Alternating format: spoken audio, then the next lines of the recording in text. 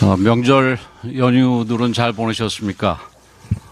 예년보다 긴 연휴에 갑작스러운 폭설과 김해공항 여객기 화재 등 크고 작은 사고도 있었지만 묵묵히 현장을 지켜준 많은 분들 덕분에 우리 국민들께서 편안한 명절을 보낼 수 있었다고 생각을 합니다.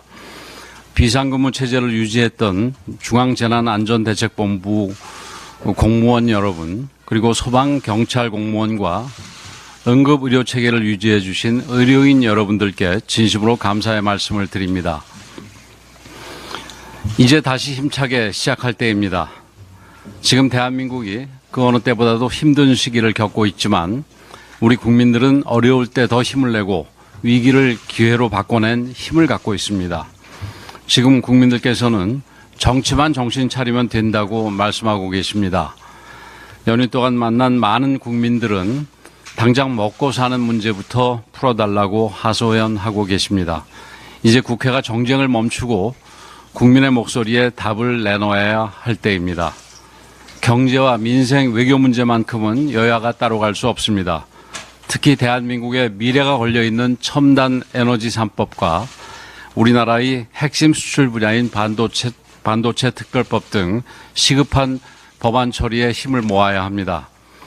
연휴 기간 있었던 중국의 생성형 AI 딥시크 쇼크에서 보았듯이 우리에게 시간이 많이 남아있지 않습니다. 트럼프 2기 행정부 출범에 따른 외교 통상 정책의 급격한 변화에도 보다 선제적이고 적극적인 대응이 필요합니다. 정부의 노력에 국회도 힘을 보태야 할 것입니다. 국민의힘은 국정안정과 민생 회복을 최우선에 두고 할 수 있는 모든 노력을 다할 것입니다.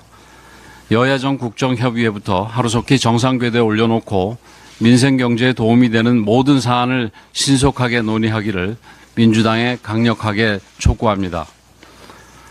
연휴 기간에 대통령에 대한 구속 기소가 있었습니다. 수사권 문제, 영장 쇼핑, 부실 졸속 수사 등 총체적 사법 혼란이 드러났음에도 끝내 구속 기소를 강행한 검찰의 결정에 다시 한번 깊은 유감을 표시합니다. 이처럼 수사와 기소가 끝나 재판이 시작되는 마당에도 민주당은 여전히 특검 주장을 거두지 않고 있습니다. 100일 동안 112억 원이나 들여서 특검을 해서 무엇을 더 밝혀냈겠다는 것인지 참으로 이해하기 어렵습니다. 결국 조기 대선을 위한 내란 특검 쇼를 하겠다는 것으로서 이야말로 역대급 국력 낭비가 아닐 수 없습니다. 이런 특검법을 거부하는 것이 마땅한데도 그럴 경우 대행의 대행까지 탄핵하겠다고 협박하고 있습니다. 이재명 대표와 민주당은 모든 것을 조기 대선에 맞춘 잘못된 타임테이블부터 수정해야 합니다. 아무리 본인의 사법 리스크로 마음이 조급하다 하더라도 정상적인 국가 시스템까지 흔들어서는 안 됩니다. 설 직전 실시된 여론조사에 따르면 이재명 대표의 재판을 절차대로 신속하게 진행해야 한다는 여론이 62%에 달했습니다. 본인 재판은 지연하기 위해 온갖 꼼수를 부리면서 사법당국과 헌재를 압박해서 대통령 탄핵을 서두른다면 거센 국민적 반발만 불러올 뿐임을 명심해야 합니다. 최근 야권과 일부 언론이 마치 대통령 탄핵이 확정이나 된 것처럼 조기 대선 분위기를 조장하는 것도 대단히 부적절하다고 생각을 합니다. 조기 대선을 전제로 하는 후보 선호도 조사는 잘못된 행태인 만큼 즉각 중단하는 것이 옳습니다. 우리 당에서도 이러한 잘못된 분위기에 부하내동해서는 안 될 것입니다. 이재명 대표와 민주당은 지금 이 순간에도 카톡 검열에 열을 내고 광고 중단을 압박해서 언론을 탄압하고 학원 강사의 입까지 틀어막는 독재적 행태를 보이고 있습니다. 민생에는 아무런 관심도 없으면서 과거 중국 공산당이 내놓았던 흥묘 백묘론까지 끄집어냈는데 검든 희든 고양이에게 생선을 맡길 수는 없습니다. 많은 국민들께서 지금도 이 정도인데 이재명 대표가 대통령이 되기라도 하면 나라 전체가 공산 전체주의 국가가 되는 것이 아니냐고 걱정하고 있습니다. 많은 청년들이 대한민국이 제2의 홍콩이 되는 것을 막겠다며 거리로 뛰쳐나오고 있습니다. 국민의힘은 오로지 나라와 국민만 바라보면서 대한민국이 빠르게 안정을 되찾을 수 있도록 최선을 다하겠습니다. 헌법재판관들의 정치적 성향을 드러난 과거 행적들과 특정 정치 세력과의 특수관계 등이 속속 드러나면서 법치의 최후 보루라고 할 수 있는 헌법재판소를 국민들께서 믿지 못하게 되는 상황이 발생하고 있습니다. 헌법재판관 8명 가운데 3명이 우리법 연구회 출신으로 밝혀지면서 헌법재판소가 아니라 우리법재판소라는 비판까지 나오고 있습니다.